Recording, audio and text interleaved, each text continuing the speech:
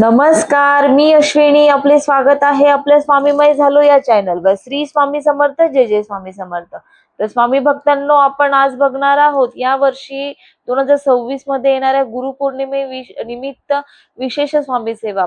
या गुरुपौर्णिमेनिमित्त श्री स्वामी चरित्र सारामृताचे 11 किंवा 21 पारायण कसे करावे आणि त्याची पद्धत कशी आहे, या व्हिडिओच्या माध्यमातून मी तुम्हाला संपूर्ण माहिती आज देणार आहे. तर स्वामी भक्तांनो, व्हिडिओ शेवटपर्यंत बघा. व्हिडिओला स्किप न करता व्हिडिओ बघा, म्हणजे तुम्हाला संपूर्ण माहिती समजेल की श्री स्वामी चरित्र सारामृत पारायण कसे करावे, त्याची पद्धत कशी आहे.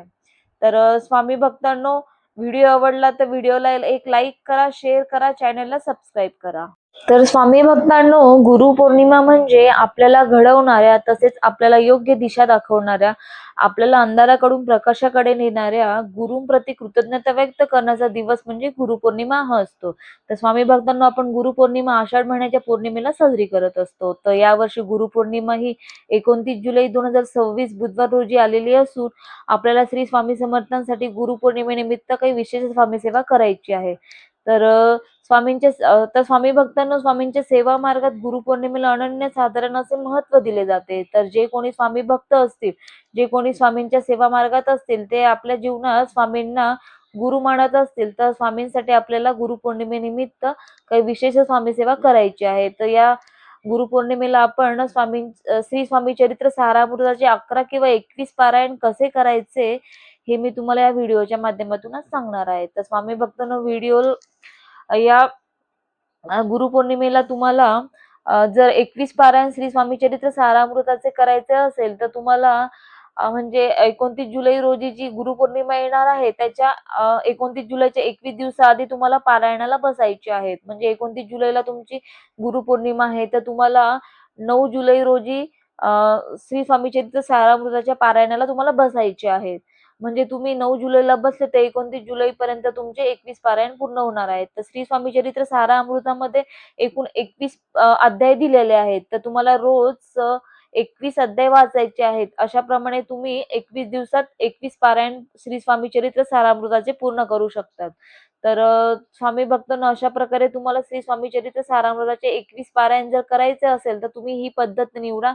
या पद्धतीने 21 पारायण तुम्ही करू शकता. तसेच जर तुम्हाला 11 पारायण श्री स्वामी चरित्र सारामृताचे जर करायचे असेल, तर तुम्हाला 29 तारखेच्या 11 दिवसाआधी श्री स्वामी चरित्र सारामृताच्या पारायणाला बसावे लागेल. कारण 29 जुलैला येणार आहे, तर तुम्हाला 19 जुलैपासून पारायणाला बसायचे आहेत. म्हणजे तुमचे 29 जुलैपर्यंत 11 पारायण होणार आहेत. तसेच सेम तुम्हाला रोज रोज 21 अध्याय वाचायचे आहेत. तसे तुम्हाला 11 दिवसापर्यंत 21 अध्याय वाचायचे आहेत. अशा प्रकारे तुम्हाला तुमचे 11 दिवसात 11 पारायण पूर्ण होणार आहेत. तर स्वामी भक्तांनो, या प्रकारे श्री स्वामी चरित्र सारामृताचे तुम्ही पारायण करू शकतात. 21 किंवा 11 पारायण तुम्ही याप्रमाणे करू शकतात. तर स्वामी भक्तांनो, तुम्ही ज्यावेळेस पारायणाला बसाल त्यावेळेस तुम्हाला जर स्वामी चरित्र सारामृताचे पारायण किंवा दुसरे कुठलेही पारायण असेल, ते तुम्हाला जर केंद्रात जाऊन करायचे असेल, तर तुम्ही केंद्रात जाऊन सुद्धा करू शकतात.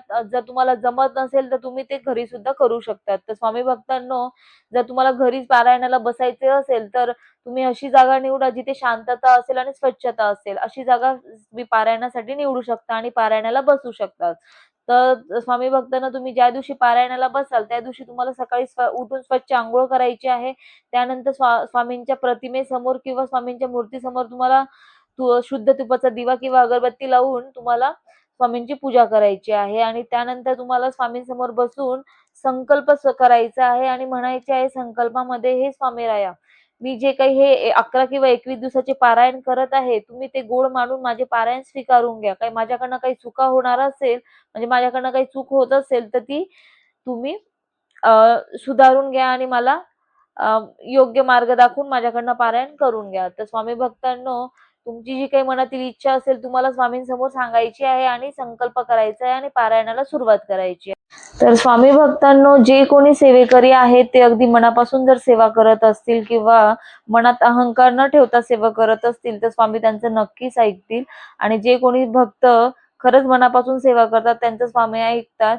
आणि स्वामी त्यांना फळ नक्कीच देतात, त्यांच्या इच्छा पूर्ण करतात. कारण हा माझा स्वतःचा सुद्धा अनुभव आहे. म्हणून मी सांगते आहे, मनापासून सेवा करा, अहंकार न ठेवता सेवा करा. स्वामी खरंच ऐकतात आणि स्वामी सदैव आपल्या भक्तांच्या पाठीशी असतात. कारण स्वामी समर्थ म्हटलेच आहे, "भिवू नकोस, मी तुझ्या पाठीशी आहे." तर त्याचप्रमाणे स्वामी सदैव आपल्या पाठीशी असतात आणि हे वाक्य जे आहे, "भिवू नकोस, मी तुझ्या पाठीशी आहे," हे अजून सुद्धा बऱ्याच भक्तांना आधार देत आहे.